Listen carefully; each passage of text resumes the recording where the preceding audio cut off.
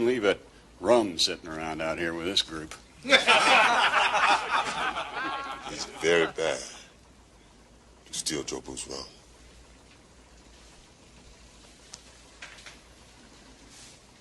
He's very bad.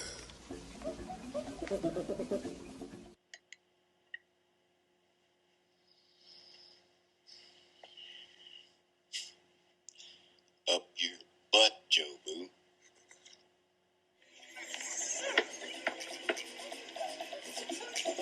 Yo, bartender! Joe Boo needs a refill. And watch out! What's so great about Great Britain? Well, they invented baseball. What's up, everybody? Welcome back to another episode of Young and Stuff. If it's your first time to the channel, thanks for joining us. Baseball season is upon us again, and I'm really excited because it's one of my favorite things. So today, I'm going to be talking to you about the origin of America's favorite pastime. But before I do, if you like origin stories and little-known fun facts and sometimes other stuff, you've come to the right place because that's what I do. So hit the like button and subscribe to my channel, and while you're there, ring the bell for notifications so you get updates on all future episodes. Awesome. Let's go. There's a story about a man named Abner Doubleday who supposedly invented baseball in Cooperstown, New York in 1839. He then went on to become a Civil War hero while the rest of America fell in love with the pastime that he created. Not only is this not true, but it's not even in the ballpark. But Thank you.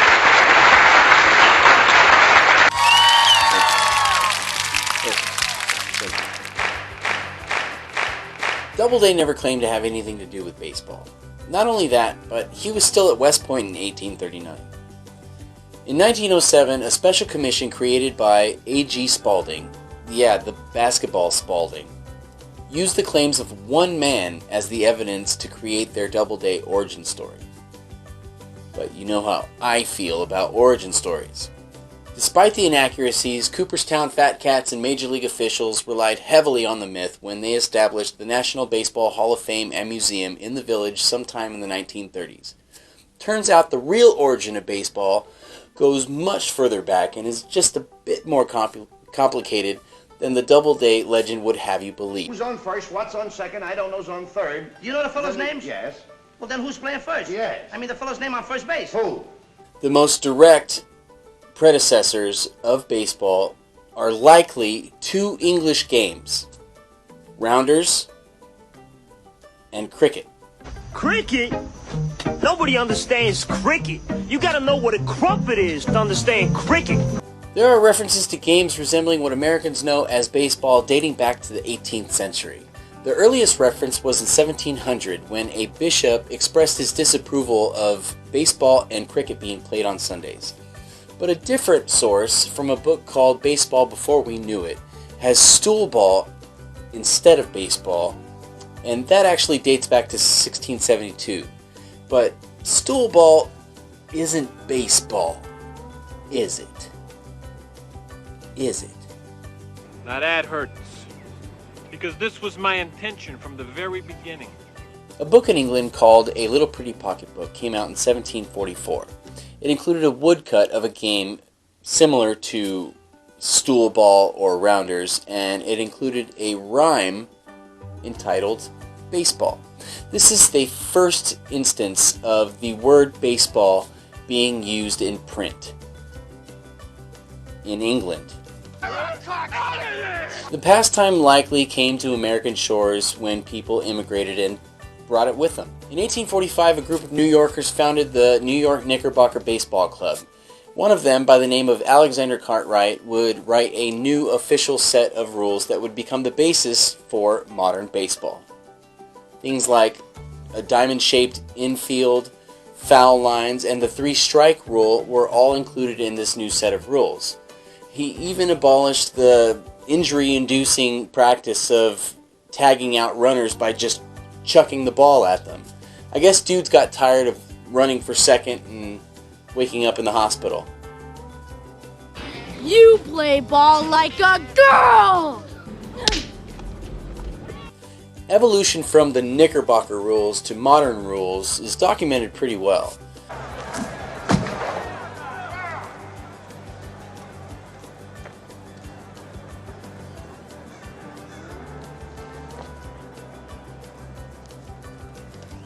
Strike?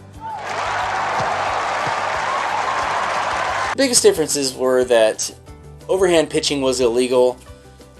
Strikes were only counted if the batter swung and missed. Balls weren't counted at all. A batted ball that was caught on the first bounce was an out. Out at first. What? And games were played to 21 aces rather than a set number of innings. But none of these rules covered simple basics, like positions weren't covered, how many players to a side weren't covered, the pitching distance wasn't specified, the way you were supposed to, the direction you were supposed to run after hitting wasn't specified, and it was never stated, but it was implied that an ace was scored when you cross home plate. The set number of players wasn't set at 9 until 1857. Heroes get remembered, but legends never die. Cartwright's legacy as the father of baseball has been disputed for many years. John Thorne, the official historian for Major League Baseball, says that Cartwright's plaque in the Baseball Hall of Fame declares that he set bases 90 feet apart and established 9 innings as a game and 9 players as a team. He did none of these things, and every word of substance on his plaque is false. So Cartwright's accomplishments may have been exaggerated in an attempt to credit a single person as the inventor of America's pastime. His son was apparently relentless in his pursuit to seal his father's name in the history books, advocating this false version throughout his lifetime.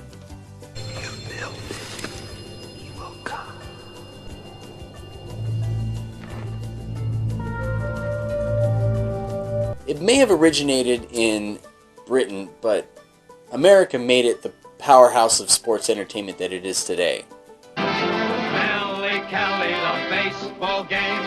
Knew the players, knew all their names. You could see her there every day. Shout hooray when they play.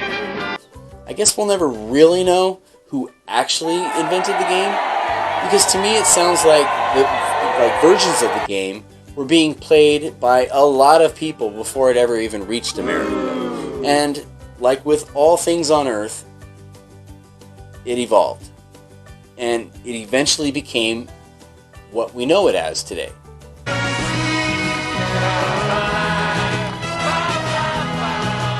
Who cares who invented it? Take me out to the ball game. Take me out to the crowd. But you're not invited. That's it for this one, guys. Thanks for watching. I hope you enjoyed it. If you did, be sure to click like on this video and subscribe to my channel. And while you're there, ring the bell for notifications so you get updates on all future episodes. See you next time. That was all correct. You forgot your wine.